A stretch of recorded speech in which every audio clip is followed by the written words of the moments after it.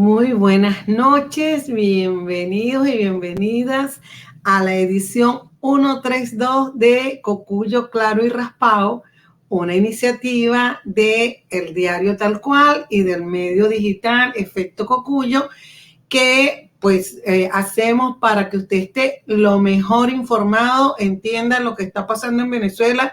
Si no lo entienda, por lo menos nos hagan algunas preguntas y nosotros investigamos qué es lo que está pasando para poder explicárselos.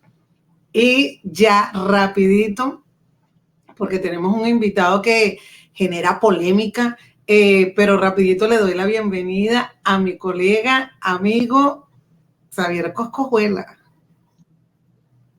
Buenas noches, Luzmeli, buenas noches a todos los que nos ven por las redes sociales de Efecto Cocuyo y Tal Cual para este nuevo programa Cocuyo Claro y Raspado. Y como dijiste, lo hacemos para que la gente se informe y para vencer la censura que algunos quieren imponer en Venezuela.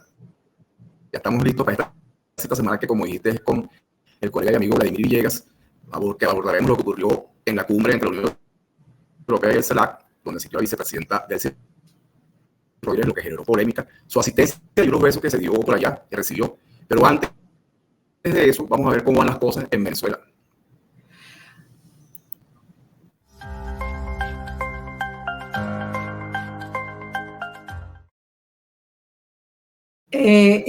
Xavier, yo te escuchaba un poquito entrecortado, no sé si era de la emoción que tenías o de un cable pelado que tienes ahí, pero te escuchaba un poquito entrecortado.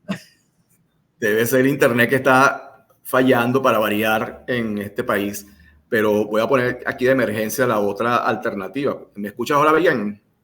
Mejor. Ahora te escucho mejor, así es.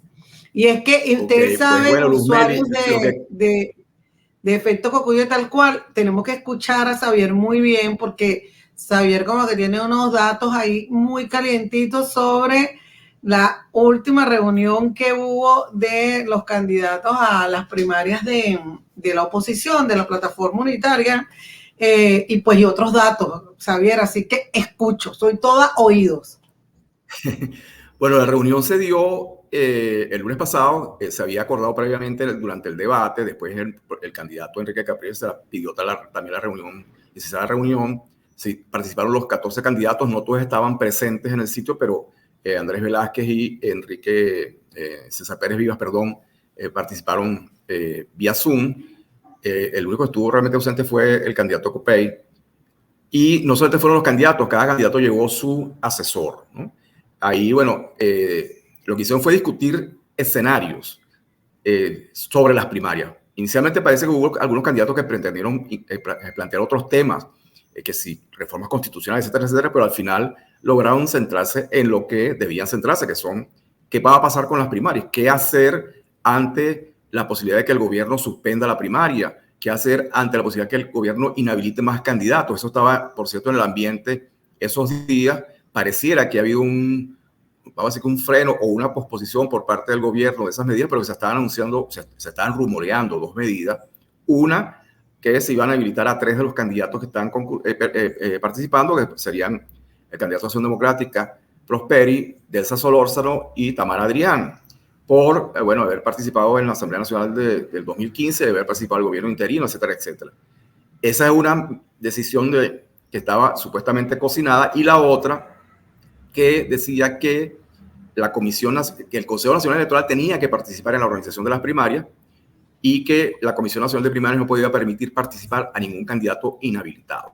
Entonces, bueno, ante esos escenarios, esos fueron los puntos de discusión. ¿Qué hacer ante eso? ¿Qué hacer, o mejor dicho, cómo hacer las primarias? Porque ya las primarias son autogestionadas y, como ha dicho algunos de los candidatos, la Comisión Nacional de Primarias son 5 ciudadanos con sus suplentes, todos reconocidos por todos como unas personas muy honorables, pero que no tienen organización para, valga la redundancia, organizar las primarias. Hay que buscar dónde votar, hay que buscar a la gente que participe en eso, o sea, toda la logística que implica ese proceso electoral. Y hay candidatos como Enrique Capriles Rodríguez y partidos como Un Nuevo Tiempo que han pedido que esas primarias sean lo más extenso socialmente hablando y geográficamente hablando, lo que implica que haya mayor cantidad de mesas y eso implica más organización. Entonces, bueno, también entiendo que uno de los puntos fue que la respuesta que se le diera a las decisiones del gobierno se primero se sometiera a discusión entre los candidatos, se acordara previamente entre los candidatos, que no saliera cada quien por su lado a responder, sino que se hiciera una respuesta única de todos los que están participando en estas primarias de octubre. Quedaron en reunirse otra vez, eso va a seguir produciéndose hasta que vayan afinando. Entiendo que no hubo acuerdo definitivo sobre nada, ahí hay posiciones muy distintas. Bueno, está la posición de María Corina Machado, que ella dice que llega hasta el final, sin haber explicado todavía exactamente qué quiere decir eso, y posiciones como la de Carlos Prósper, que dice que si él lo inhabilitan, él se retira. Y también la de Edesa Solórzano, bueno, que si el que gana está inhabilitado, bueno, queda el segundo, y así sucesivamente. Incluso se llegó a decir que eso era una sucesión, cuando no puede ser una sucesión, pero se le dio ese nombre en algunos medios. Entonces, todos esos temas están ahí. También está la cuestión de los recursos, dónde van a salir los recursos para hacer las primarias, que es otro punto importante. Cuestan un dinero más o menos considerable. Entonces, y están amenazadas, obviamente. El gobierno ha seguido insinuando, diciendo cosas. El señor Blay, bueno, eso lo vamos a hablar después.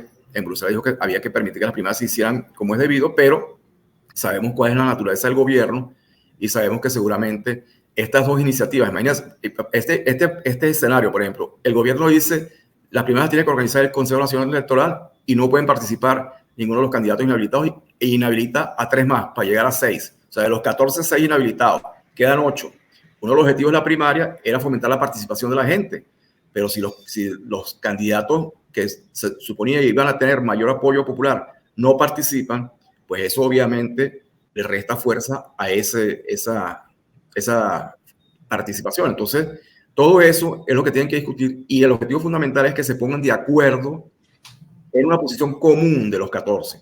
Es difícil, como ya dijimos, en este punto, por ejemplo, en rehabilitación las distancias son grandes, en los otros de repente son no son tan grandes, porque bueno, hay que buscar, se pueden poner de acuerdo entre todos. Mira, en el barrio tal, donde vamos a montar una mesa, me dicen que en la parroquia Sucre del Distrito Capital, que yo creo que es la parroquia más grande de Venezuela, están pensando en instalar 12 mesas. Y 12 mesas. Más grandes Petare. Bueno, pero en todo caso, la segunda, entonces están hablando de instalar 12 mesas. 12 mesas para la parroquia Sucre luce muy poquito. Pero además, se va a poder instalar tranquilamente 12 mesas o una mesa en la parroquia Sucre con todos los antecedentes que ya sabemos, con los colectivos, con la cuestión del gobierno, con la violencia que ya ha empezado a permitir el gobierno contra precandidatos como Capriles y María Corina Machado. Bueno, todo eso tienen que discutirlo y acordarlo. Ahí te agarro, Xavier, porque nos estamos encadenando y tenemos al invitado en el backstage. Excelente reporte, Cosco, me encantó. Hay muchas cosas, ustedes saben que nosotros le vamos haciendo seguimiento a todo el tema informativamente. Lo que dijo Xavier está, pero es lo que nosotros decimos, puro lomito, y ahora vamos a seguir teniendo buenos cortes de carne, por así decirlo, porque, bueno, vamos a tener a nuestro invitado después de cerrar esta sección de Así van las cosas.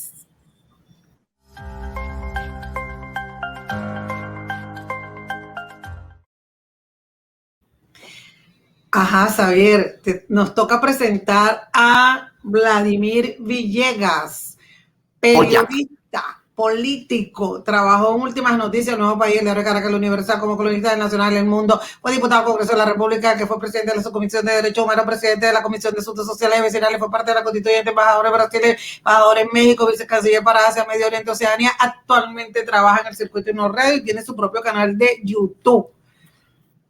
Bienvenido. Te faltó decir la Colonia Tobar.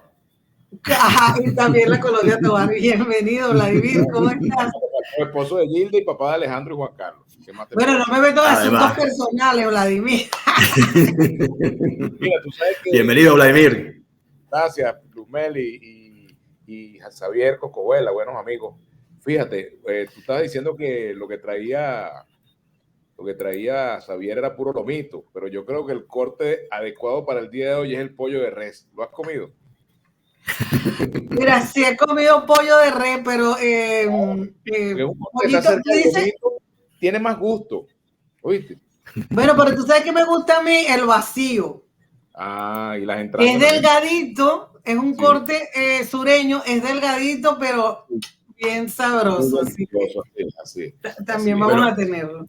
Pero Vladimir, antes de seguir con estos cortes de carne, voy a cortar para ver que veamos un video de la vicepresidenta Delcy Rodríguez cuando llegó a la cumbre allá en Bruselas.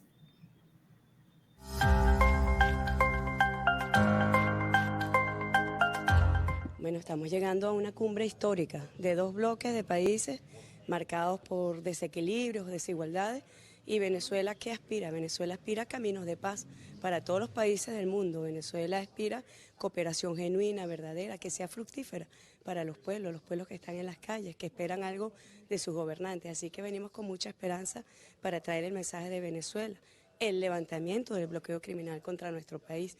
Así que traemos de parte del presidente Nicolás Maduro mensajes de paz, de armonía, de cooperación, que debe ser la ruta que sigue y que guía a nuestros países.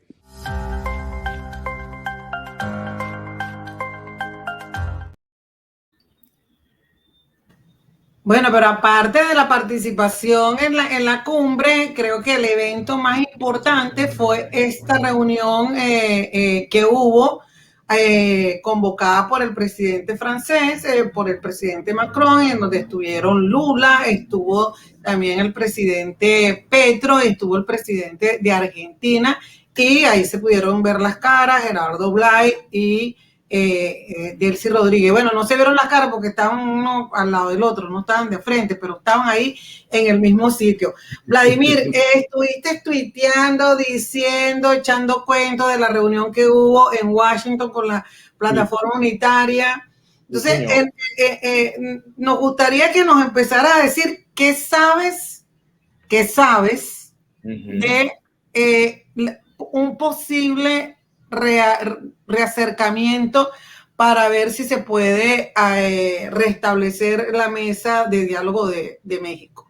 Bueno, mira, ese fue uno de los objetivos de la reunión en Bruselas entre el presidente Macron, el presidente Lula, el presidente Petro, el alto, el jefe de la diplomacia española de la Unión Europea, Borrell, con los representantes de la vicepresidenta venezolana, Delcy Rodríguez, y Gerardo Blay. Precisamente ellos estuvieron reunidos y en el marco de esa reunión se produjo un comunicado precisamente de los presidentes y del alto jefe de la diplomacia europea con varias exhortaciones o varios exhortos. Uno de ellos en el sentido que plantea Delcy, es cierto, evidentemente se habló de la necesidad de la suspensión de algunas sanciones con miras a la eliminación definitiva de esas sanciones en el ámbito económico. Pero también se habló de unas elecciones, no se habló, por ejemplo, textualmente de la eliminación de las inhabilitaciones o de la erradicación de las inhabilitaciones con pelos y señales, pero se enseñó el tramojo. ¿En qué sentido? En el sentido de que se habló de una elección en la cual pueda participar todo aquel que quiera hacerlo, sin ningún tipo de limitaciones, que pueda hacerse unas elecciones con condiciones de igualdad, etcétera, etcétera. Es decir, en este escenario en el cual se produce esta declaración, evidentemente que hubo algunos consensos, ¿verdad?, entre los mandatarios. Fíjense, por ejemplo, en el caso de la reunión que se dio allí, antes de que se emitiera la declaración, el presidente Petro secundó los planteamientos de Gerardo Blay con respecto al tema de las inhabilitaciones, por una razón lógica. Él también fue víctima de una inhabilitación política en su momento, pero además de eso, él ha sido muy claro en cuanto a que las inhabilitaciones de carácter administrativo van en contra de los principios de legítima defensa, del debido proceso, en fin, y sobre todo de las constituciones, porque estas inhabilitaciones administrativas van en caso venezolano, claramente a contravía de lo que dice la Constitución en su artículo 65, que las inhabilitaciones son sanciones accesorias a una pena principal, no pueden ser como tal una pena por sí sola, y sobre todo cuando se trata de atentar contra derechos políticos, por ejemplo, el derecho a la participación política. Entonces, bueno, en ese comunicado que emitieron tanto los presidentes como el alto jefe de la diplomacia europea, evidentemente queda en claro lo que es el sentido de la comunidad internacional. ¿Cuál es el sentido de lo que quiere la comunidad internacional hoy? Algo distinto a lo que querían, fíjense ustedes, hace unos cuantos años. Antes querían meterse completo a resolver el problema conyugal, meterse como terceros en una cama para ver cómo se resuelve el problema conyugal. Pero ahora no. Pónganse ustedes en algunos acuerdos mínimos y nosotros apoyamos esos acuerdos mínimos. ¿De qué se trata? De retomar el diálogo de México, ¿verdad? Retomar más que el diálogo de México, el espíritu de lo que se ha venido planteando en México, porque eso puede ser en Caracas, puede ser en La Victoria, puede ser en Bogotá, puede ser en Petare o rumbo a La Pastora, pero lo importante es el espíritu de México, el espíritu de encontrar una negociación en la cual las partes tienen que hacer concesiones y a la vez tienen que ganar. No es totalmente cierto que solamente se habló de las sanciones y el bloqueo económico y que Gerardo Blaya estuvo de acuerdo en que se eliminara el bloqueo. No, ahí lo que hubo fue una reunión en la cual los presidentes, ante una realidad, bueno, dicen, no son justas las sanciones, pero tampoco son justas las inhabilitaciones. Es justo que vayamos a un esquema en el cual las partes comiencen a discutir para luego contar con el apoyo decidido de la comunidad internacional. De hecho, invocan el espíritu de la reunión de París, ¿verdad? Del acuerdo de París, ¿verdad? Y se plantea la convocatoria para este mes de noviembre en París, precisamente, de una nueva reunión entre las partes. Esto quiere decir que esto va a paso muy lento, esto es una cocción muy lenta, porque esa no es un lomito que se cocina fácilmente, eso es una especie de muchacho redondo que hay que aflojarlo. Y muy bien de eso, Lumeli, pero es que ella se ríe porque ella le gusta cocinar. Es que yo creo que tenemos hambre, por lo que veo. Pero ahora, Vladimir, pero hay un cambio, yo veo como un cambio en Lula en esta declaración. O sea, a mí me parecía que Lula hasta ahora estaba como más inclinado a coincidir, para decirlo de alguna manera, con las posiciones del gobierno de Maduro, y ahora dice, bueno, vamos a levantar las sanciones si logramos condiciones electorales. Hubo como me da la impresión a mí, un reacomodo de Lula en ese sentido, coincidiendo también de alguna manera con Petro, no sé cómo lo ves tú.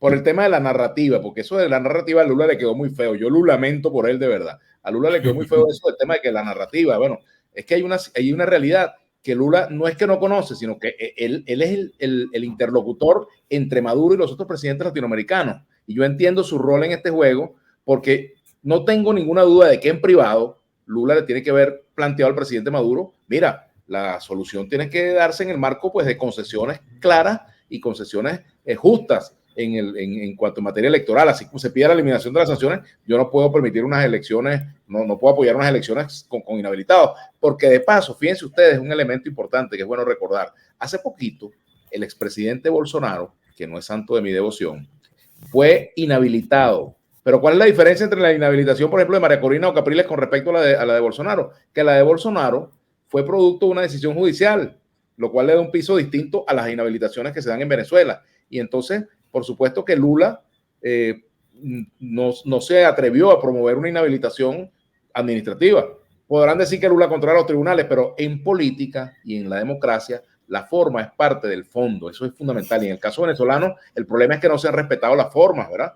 Que el gobierno ha optado, bueno, por tener poderes que no son independientes, los tiene controlados con cuadros políticos absolutamente leales, incondicionales, y tú no puedes tener un equilibrio de poder cuando las cabezas de esos poderes son incondicionales de un poder, ¿verdad? Esa es la realidad. Entonces, claro, Vladimir, fíjate tú, tenemos que hubo un encuentro, voy a poner más o menos desde abril, hubo un encuentro en Bogotá, esta cumbre que tuvo muchas críticas, pero bueno, se reunieron allá de embajadores, hay gente de la diplomacia, también de una delegación de la plataforma, con también delegaciones del gobierno.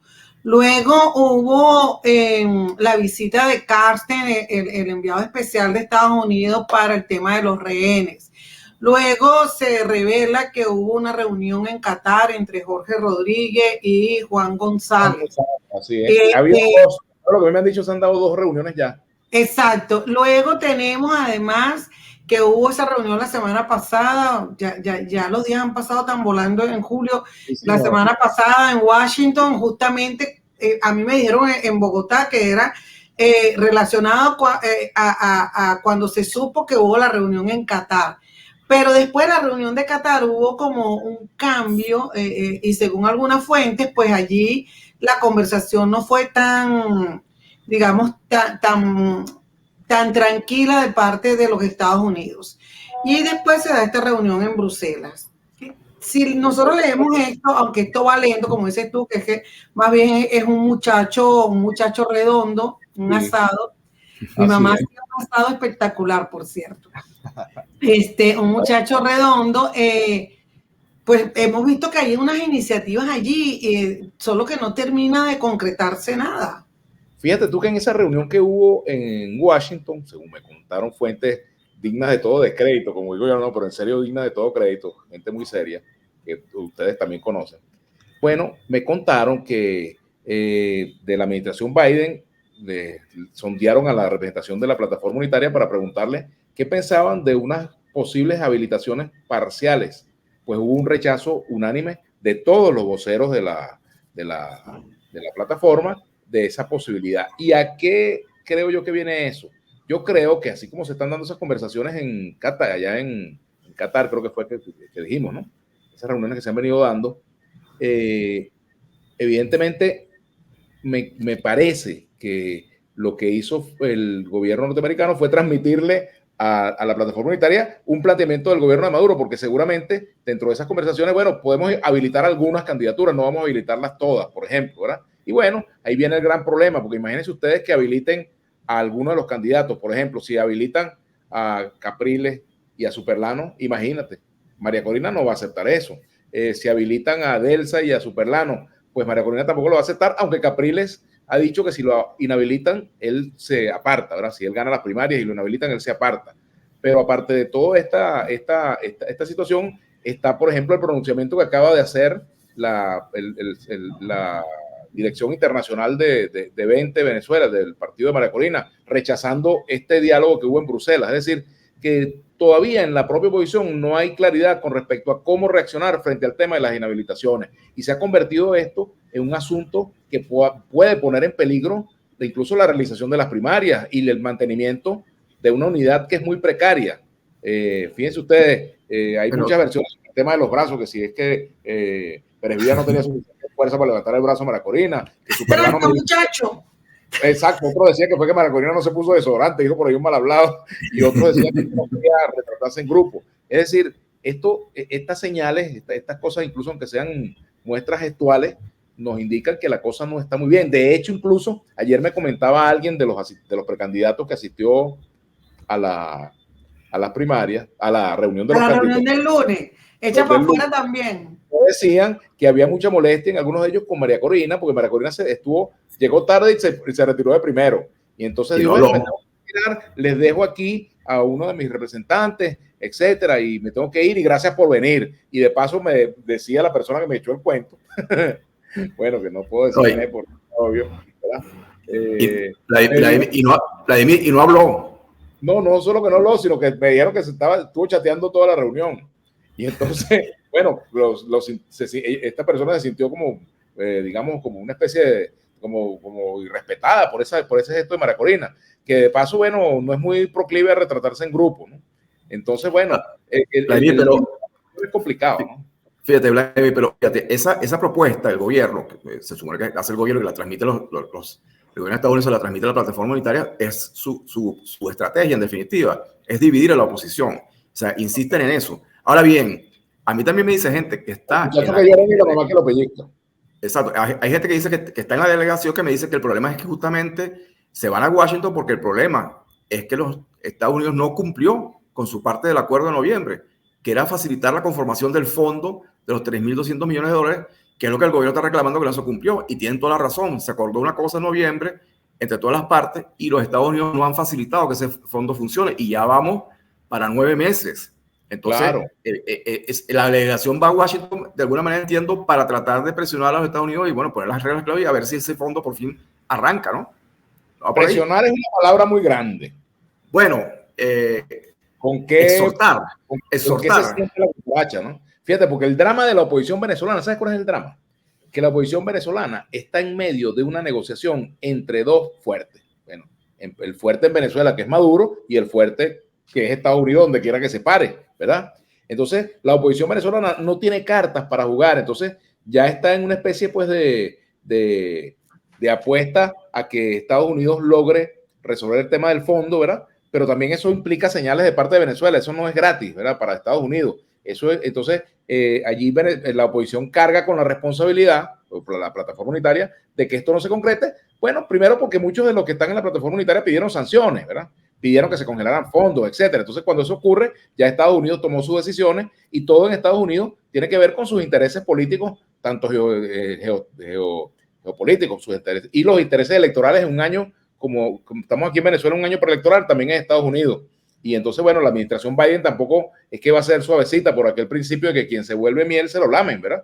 Y ciertamente en un escenario como este, la administración Biden también tiene que calcular muy bien el efecto interno que tendría, por ejemplo, el abrir un fondo para que en Venezuela se resuelvan cosas que pueda ser interpretado como una ayuda al gobierno de Maduro, cuando no es una ayuda al gobierno de Maduro, sino una ayuda a la población que está afectada en temas de salud, en temas de electricidad, de servicios, etcétera, ¿no?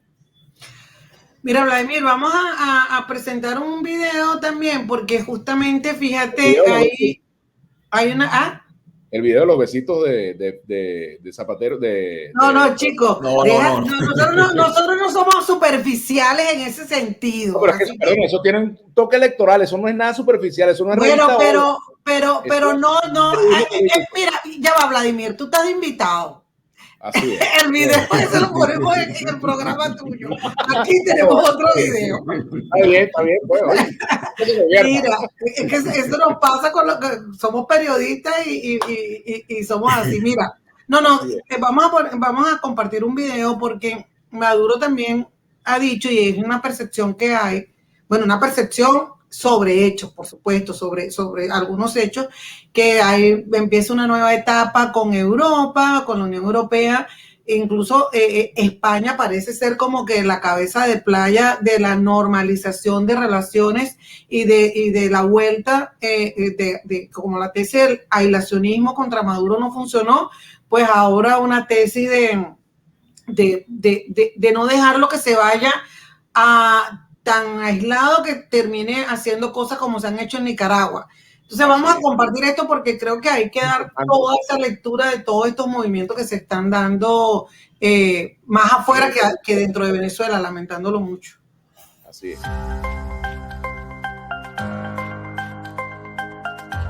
Bueno, estamos llegando a una cumbre histórica de 2 bloques de países marcados por desequilibrios. Estamos repitiendo. ¿Y Venezuela qué aspira? Venezuela aspira a caminos de paz.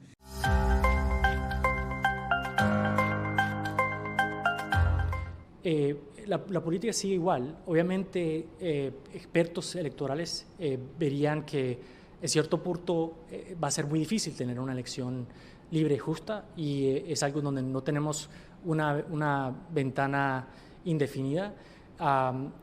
Nosotros seguimos apoyando cualquier conversaciones que existan entre la plataforma unitaria, esa es la prioridad nuestra, y el gobierno de facto para regresar a la mesa de diálogo en la Ciudad de México y producir resolución. Nosotros lo que hemos visto es que ahora tenemos un marco de sanciones en Venezuela que es uno de los más robustos en todo el mundo. Entonces, añadirle otra sanción no va a cambiar al status quo. Aquí lo que estamos tratando de crear son incentivos para que tomen una ruta diferente. Pero digo, la ventana no es una que se va a cerrar eventualmente, y es desafortunado porque el año pasado alrededor de 1 millón de venezolanos salieron de ese país por las situaciones políticas, económicas y seguridad. El interés nuestro es que Venezuela sea próspera dentro de un marco democrático, y aunque sean en el espectro político de izquierda, de centro y derecha, tener un ambiente electoral libre y justo es fundamentalmente algo que vemos nosotros no solo dentro de nuestro interés, pero algo que le dará beneficio a Colombia y a los otros países que han sido impactados por los millones de venezolanos que han huido del país.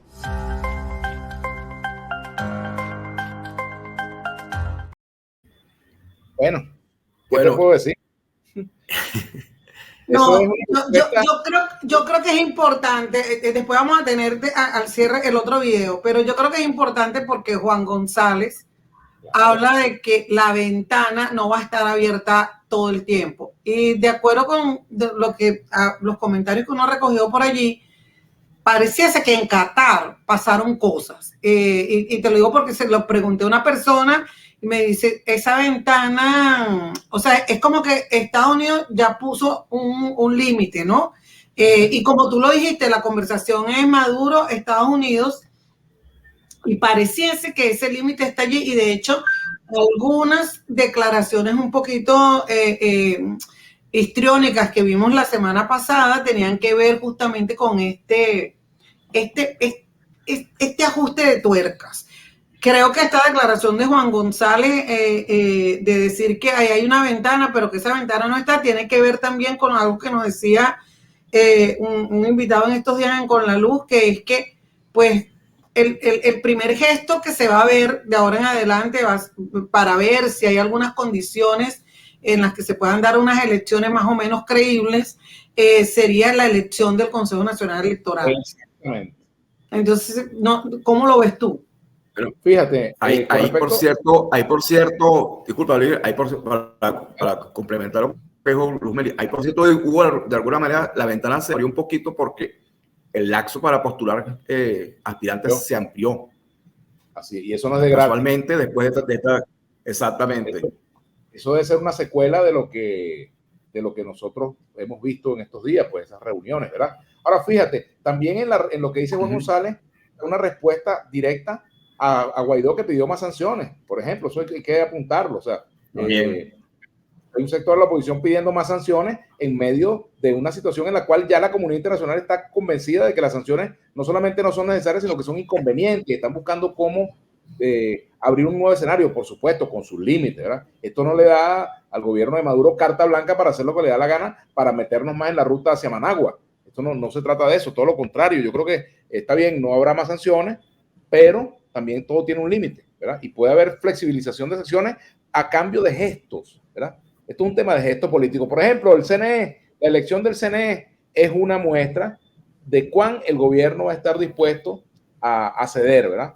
Y si está dispuesto a ceder, ¿para qué cambiar el CNE? O sea, yo no creo, yo soy pesimista con respecto a que pueda salir un CNE igual o mejor que el que estaba, ¿verdad? Que ya de por sí, bueno, con un presidente que no quería tomar medidas que quizás desde el Ejecutivo le estaban imponiendo, ¿verdad? Presidente, bueno, que yo conozco, a Pedro Calzadilla lo conozco, y yo decía que es que él es una especie, pues, vamos, yo no sé si la figura es muy fea la que voy a utilizar, pero voy a decirla, pues.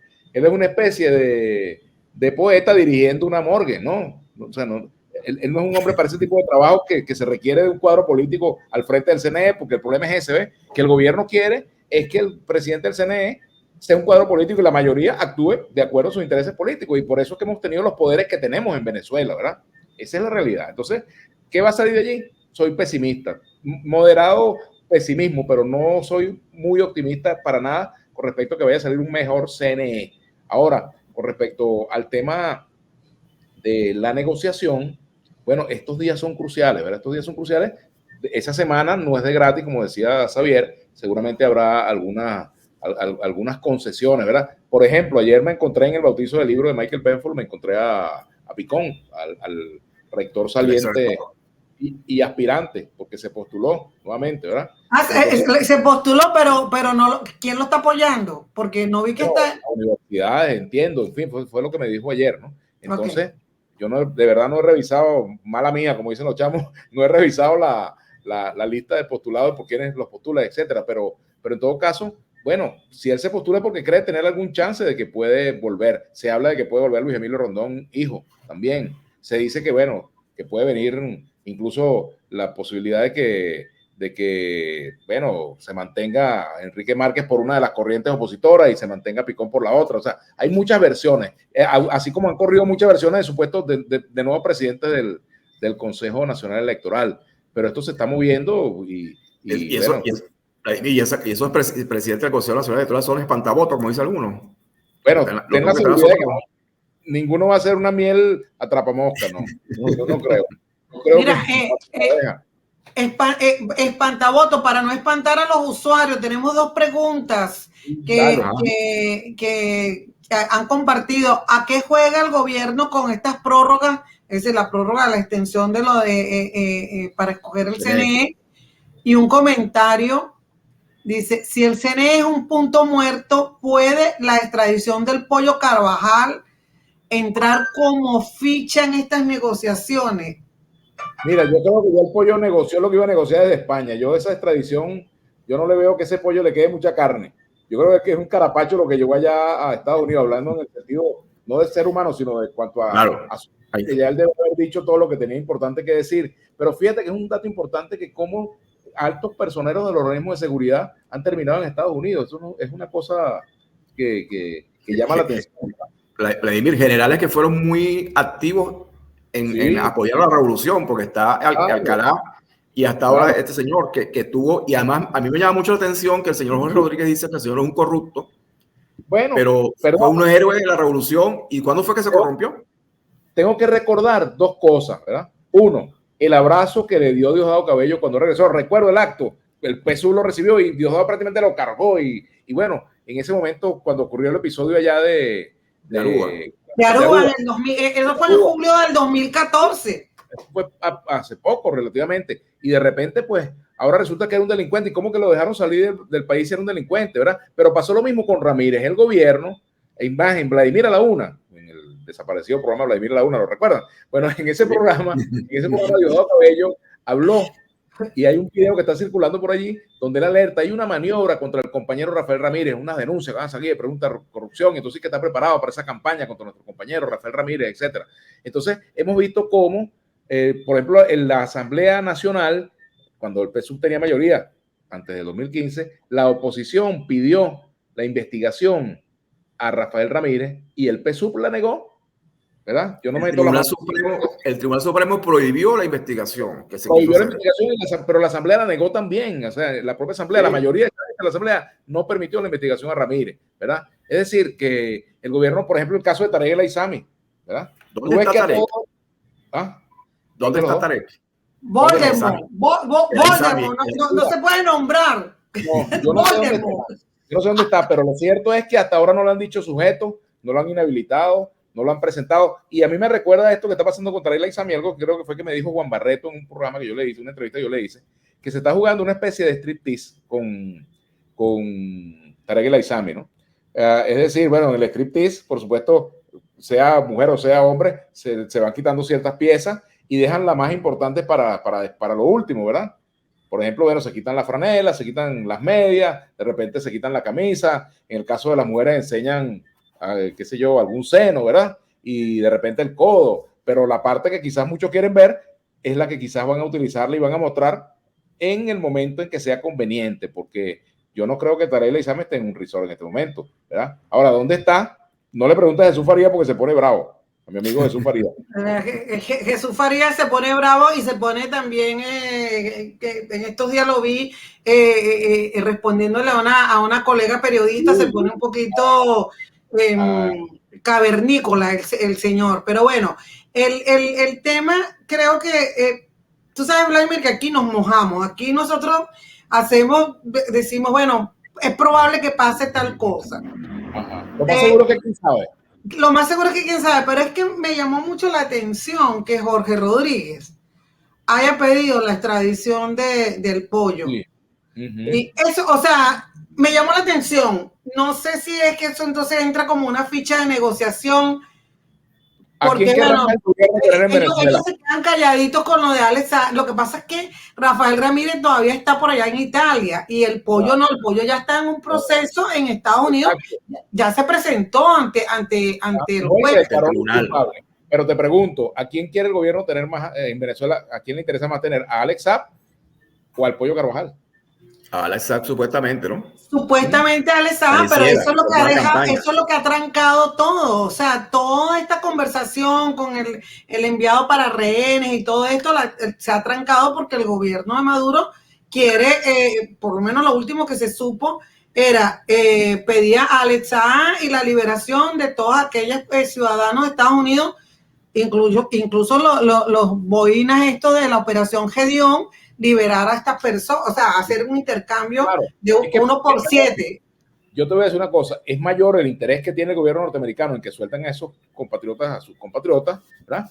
Al interés que tiene el gobierno de Maduro que le envíen a Alex Saab, que todos sabemos que no es diplomático, que todos sabemos que no es venezolano, digamos, que no tiene afecto ni querencia por esta tierra, que es un empresario que, bueno, que incluso el propio presidente Petro lo acusó de uribista.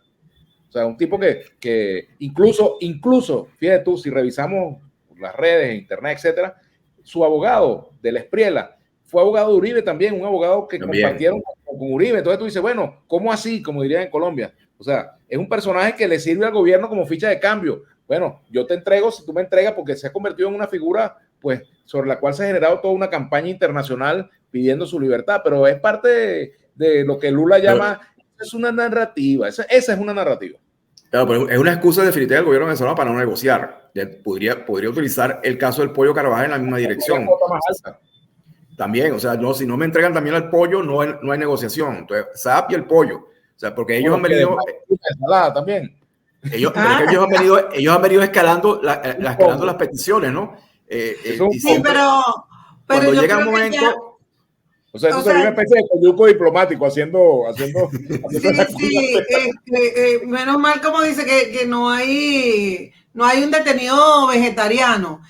que no hay ningún detenido vegetariano. Mira, no, pero sí creo que también nos decía en estos días un invitado que hay una fatiga en la comunidad internacional. Tú lo comentabas, Vladimir, bueno, esta vez es ustedes decidan y nosotros actuamos. Y claro, me da la impresión que es así como todos estamos muy pendientes de el pimponeo entre Maduro y tal y gente de la oposición, y entonces resulta que el dueño, el que prendió la fiesta o el que puso la casa para la fiesta, dice, bueno, en esta casa no se va a hacer esa fiesta, ¿no? Y es como que dejar a la gente colgada de la brocha.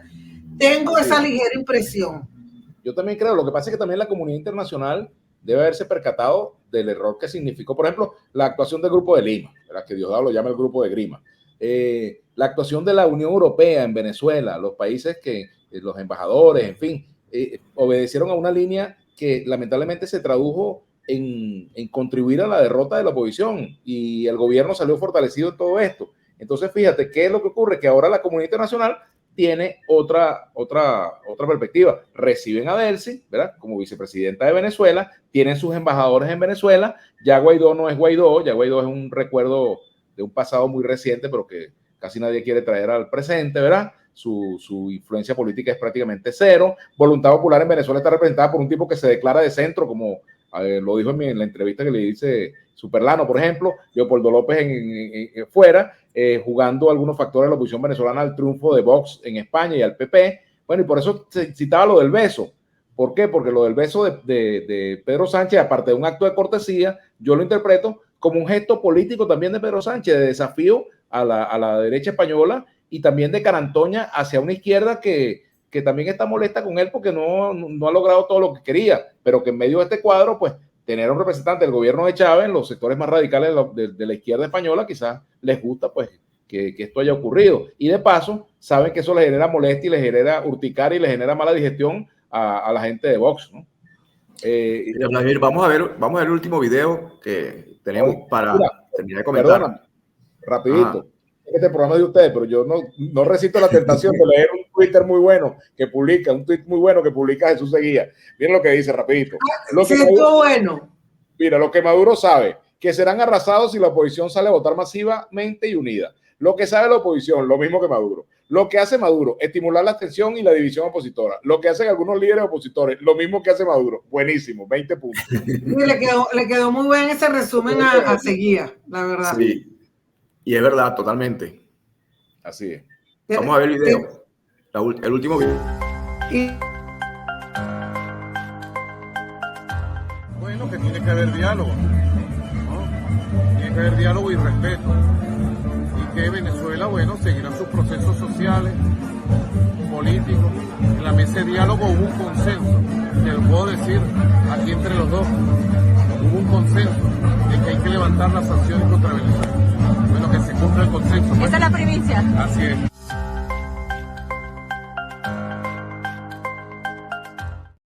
¿Es cierto, Vladimir, que hubo consenso en esa mesa sobre el levantamiento de las sanciones? Los presidentes que firmaron esa declaración, eso no compromete ni a Delcy ni a Gerardo. Los presidentes entienden que la solución al conflicto venezolano pasa por levantamiento de sanciones, pero sanciones también son inhabilitaciones. Por ejemplo, levantan las inhabilitaciones y levantan las sanciones económicas, ¿verdad? Es decir, que no haya sanciones económicas, que no haya bloqueo económico, los términos que utiliza el gobierno, pero que tampoco se prohíban expresamente la participación de ciertas personas que tienen derecho a ser candidatos, por ejemplo. Entonces, eso es lo que no dice Delcy, eso es lo que no dice Maduro, ¿verdad? Así como, ese consenso no le gusta. No, porque realmente, si eso fuese así, pues Gerardo Blay fue allá a hacer el papel de tonto. Yo no lo creo. ¿Entiendes? No, yo tampoco. Yo creo que allí, bueno, yo creo que están pasando algunas otras cosas muy lentamente. Esto siempre ocurre. No es tan simple como lo plantea Maduro, no es tan simple. Sí, no es como exacto, no es porque además el comunicado de los presidentes es muy claro, dice, pues son los 2 puntos que son, y digamos que esa mesa de negociación en México que tenía una agenda de 7 puntos, termina resumido en 2, pues mira, que haya unas elecciones con garantías creíbles, en donde haya también, porque ellos hablaron también allí no de observación, pero sí que haya la posibilidad de que algunas organizaciones internacionales puedan ver el proceso, y por supuesto, como la otra parte sería un levantamiento de sanciones, pero mencionan, si mal no recuerdo, el tema de las inhabilitaciones, es decir, que todos puedan participar de acuerdo con lo que establece la ley, y como tú lo decías al principio, pues la diferencia entre la inhabilitación de Bolsonaro es que se hace luego de un proceso judicial. En el caso venezolano, y eso está establecido por la Corte Interamericana también de Derechos Humanos, y por eso Gustavo Petro, además, es un defensor del sistema interamericano de derechos humanos. Pues si no hay una sentencia firme de un órgano, o sea, judicial, no un órgano administrativo, como es el caso de la Contraloría, no puede haber una inhabilitación de derechos políticos. Me gradué de abogada en este momento. Rápidamente, expreso. Que es importante mencionarlo. También subyace en el ambiente, ¿ves? En una negociación de este tipo, y a mí me han escrito muchos familiares, algunos, no vamos a decir muchos, pero me han escrito algunos familiares de presos políticos, como hemos estado haciendo seguimiento de algunos casos, bueno, planteando que no se olviden de ellos. Fíjate, hay un caso de una muchacha, o una joven, pues, que está presa todavía, porque cometió, bueno, la inocentada, por llamarlo de alguna forma, de hacerse un selfie con Juan Guaidó. Entonces la pusieron presa y está presa todavía, por ahí tengo el nombre. Y bueno, realmente no la han puesto en libertad, y Guaidó está en Estados Unidos, fíjese tú, que fue acusado de todas las cosas que fue acusado, y nunca lo detuvieron, ¿verdad? Y resulta que ella está pues detenida en Estados Unidos, en el SEBIN, ¿verdad? Claro, todos los temas siguen estando sobre la mesa, como se dice, ¿no? Los temas que se acordaron en México, que se van a discutir, deberían seguir discutiendo. No todas las opciones, sino la negociación. Y hay un acuerdo aparente de que hay que volver a México, pero el gobierno parece que no tenía ninguna prisa en hacerlo. Entonces, vamos a ver cómo sigue eso. A mí me dicen que estas 2 semanas son claves para ver si hay o no hay alguna posibilidad de acuerdo. Veremos. Mira, tenemos una encuesta, Vladimir. La persona se llama Eurinel Rincón, está detenida, presa política. Ella está detenida, pues, por la foto que se tomó. Perdón, no fue con Guaidó, ni siquiera fue con Gilbert Caro la foto. Ni siquiera fue con Guaidó, con Gilbert Caro. Qué tristeza. Le costó caro a ella esa foto. Sí, mira, tenemos la encuesta que solemos hacer entre los usuarios de Efecto Cocuyo, la queremos compartir contigo para que tú también nos las comentes, y es: ¿cree que la reunión realizada en Bruselas sea clave para retomar el diálogo político entre la oposición y el gobierno de Nicolás Maduro? Mira, más 888 votos, esto es un récord.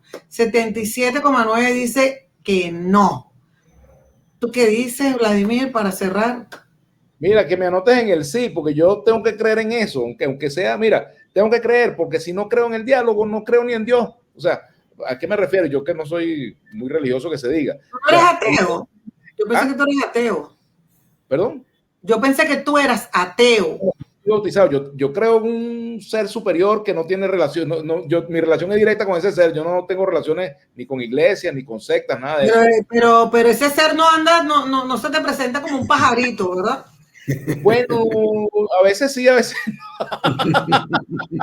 no. No es un pajarito preñado. Lo que te puedo decir que no está preñado. Pero en este caso, fíjense ustedes, yo no sé si sea clave. Evidentemente la mayoría es la mayoría. Y aunque pueda no tener la razón, tiene sentido que esa mayoría piense de esa forma, porque no sería el primer intento que fracasa. O sea, lo normal en todas estas cosas es el fracaso. Ahora, a lo mejor no es una reunión crucial, pero lo noticioso para mí es que están conversando, o sea, y cada cierto tiempo que hay elecciones o que hay una crisis, cuando hay ese silencio, es como cuando un familiar está secuestrado. Bueno, no llamaron los tipos.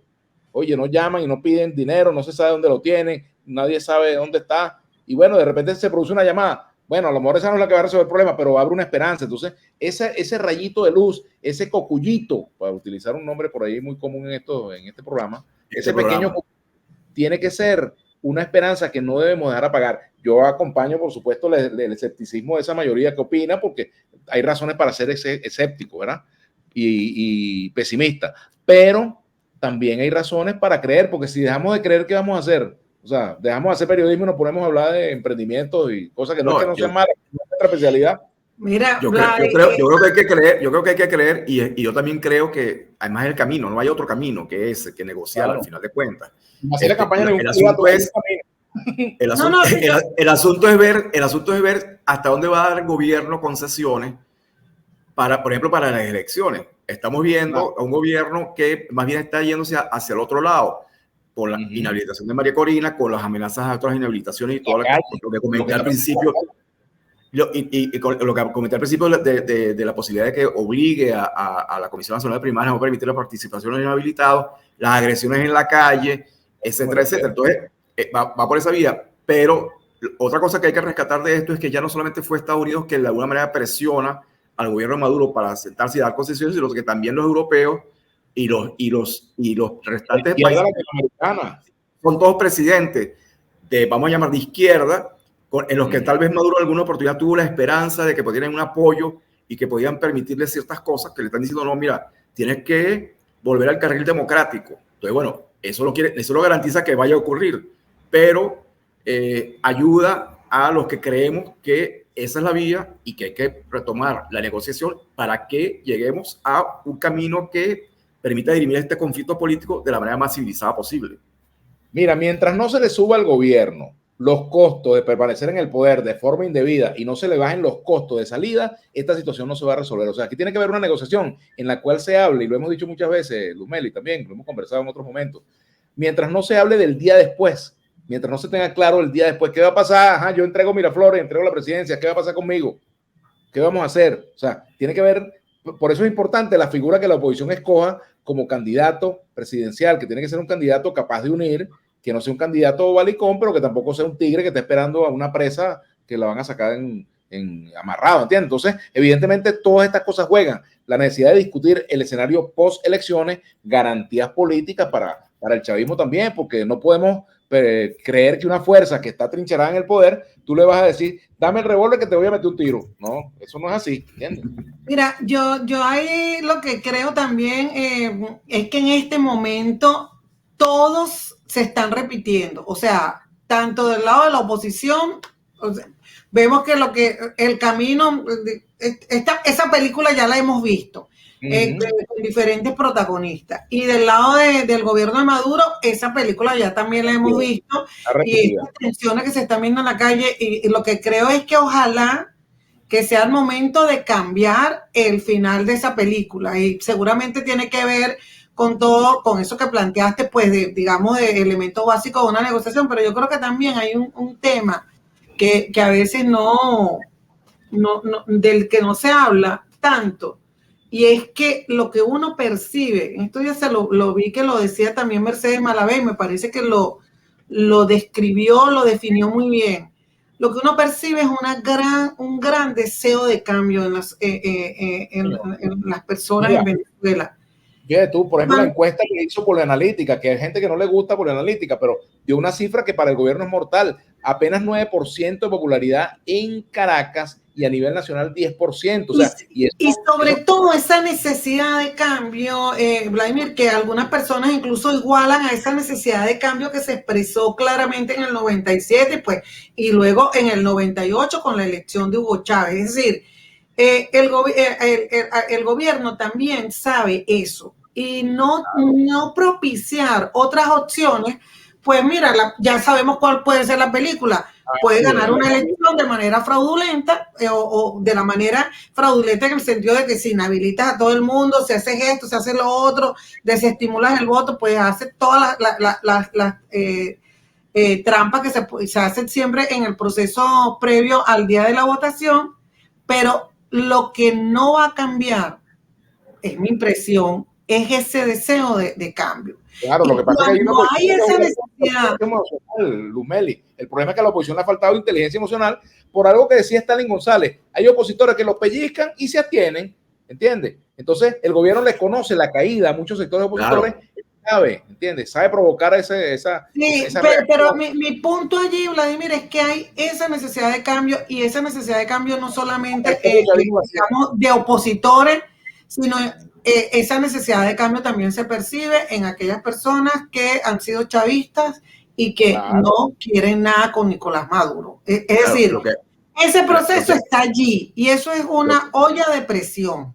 ¿Cómo se va a trabajar eso? Pues lo que hay que ver, Luz Meli, si dentro del gobierno hay gente que está dispuesto a abrirle la válvula a esa olla de presión para que la presión salga de manera ordenada, sin producir un desastre, o simplemente la tranquen más y bueno, quién sabe cuándo pueda ocurrir cualquier cosa.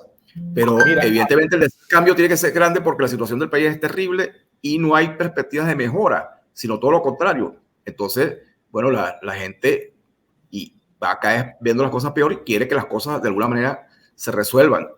Pero aparentemente la gente quiere que se resuelvan en paz, de manera civilizada. Eso es lo que habría que, entre todos, canalizar. Y no como dice Vladimir, que cada vez que alguien lo pellizca en la oposición sale a decir que hay que incendiar el país, aunque no lo están diciendo ahorita, o que hay que abstenerse, que creo que fue lo que intentaron provocar con María Corina, y hasta ahora, o por ahora, como dijo alguien, no le ha dado resultado. Así, fíjate lo siguiente, algo que yo quiero decir. En una oportunidad, hace unos cuantos años, yo dije que Maduro podría llegar a un momento en el cual sea prescindible para el chavismo por necesidad política. Y si tú tienes un PSUV, por ejemplo, que tiene 20% en las encuestas, 20 y algo, ponle tú que llegue a 19, 20, 25, y su candidato tiene 11%, 10%, pues evidentemente una de las opciones, no voy a decir que están todas las opciones sobre la mesa, pero una de las opciones que está sobre la mesa es discutir, mira, ¿cómo hacemos? Pues, porque se juega el poder, y si el chavismo ha demostrado algo en todos estos años, yo que vengo de allí lo puedo decir con cierta base, es que tiene capacidad para ponerse de acuerdo en los momentos críticos, tiene un instinto de conservación que es mayor que el deseo que tiene la oposición de tomar el poder en Venezuela. O sea, el instinto de conservación del chavismo es demasiado fuerte todavía, y eso puede prevalecer. No te extrañes, a lo mejor no ocurre, pero no nos extrañemos de que mañana pues el propio Maduro diga, mira, vamos a buscar otra candidatura para refrescar esto, necesito descansar, de tener mucho trabajo, en fin. Para mí, él va a decir que alguien se le apareció en los sueños, le habló y le dijo clarito como la luna llena. Para mí, porque como esa es la narrativa que siempre le andan metiendo a todo, ahí se los dejo, según lo que vi en la bola de cristal. El pajarito famoso. Bueno, se le va a aparecer el pajarito y le va a decir, no eres tú, escoja otro candidato. O lo que dice Diosdado en el mazo, no te vista que no va. Bueno, Vladimir, estamos llegando al final, la conversación ha sido muy sabrosa, pero como tú sabes muy bien, esto tiene un límite, y entonces, bueno, como yo siempre, además de agradecerte. Llegamos hasta el final, como yo para ti.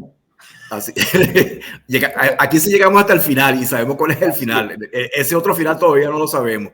Pero como siempre hago, anuncio a los que nos están viendo por las redes sociales de Efecto Cocuyo y Tal Cual, que en Tal Cual estamos publicando un seriado sobre el abuso infantil, y va a salir un trabajo mañana sobre el San Miguel de la Candelaria, y el fin de semana tenemos una entrevista con Michael Penfold que seguro está muy buena. Y bueno, nuevamente, Vladimir, muchas gracias. Espero que nos sigamos viendo. No a la 1, sino a las 7, pero que nos sigamos viendo. Claro, cuando ustedes quieren, y a las 9 de la mañana, lunes y miércoles. No, y a la carta, fíjate que Vladimir también nos hizo un inception, por eso es que hablaba de corte, de comida, de ensalada, porque es Vladimir a la carta. Por eso fue que nos metiste ese poco de corte de carne. Además, no hay tigre vegetariano, eso es bueno decírselo a la oposición. Ustedes están peleando con un tigre, la oposición venezolana tiene un tigre enfrente y ese tigre no es vegetariano, ese tigre come carne, así que póngase la pila. Así es. Bueno, y nosotros también nos vamos a poner las pilas. Muchísimas gracias a todos los usuarios de Tal Cual, de Efecto Cocuyo y de Vladimir a la Carta. Compartan esto desde YouTube. Esto se está transmitiendo a través de Twitter también, de Facebook. Y luego queda el material en nuestras cuentas de YouTube. Así que, por favor, véanlo y difúndanlo. Que lo vean y lo difunden. ¿Yo puedo montar en mi canal de YouTube este programa? También claro, lo puedes montar, no te preocupes. Claro. Bueno, chévere. Vamos a hacerlo conducente, como se dice. Hágalo conducente, imprímase, publíquese. Se levanta la sesión. Se levanta la sesión. Chao. Un abrazo. Chao, hasta luego. Un abrazo, queridos amigos.